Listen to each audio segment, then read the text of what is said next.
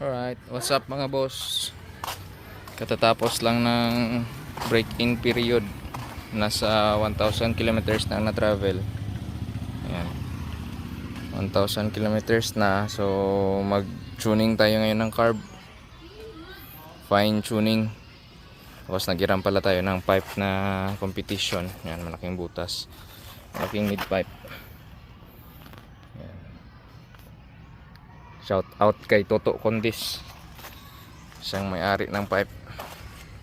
So, subukan natin. 2 valves only. Subukan natin yung third gear niya na ganito yung sprocket. 1638 third gear, kung ilan yung makaya ng limiter niya sa stock CDI. Yan. Stock CDI po ang gamit. Alright, let's go.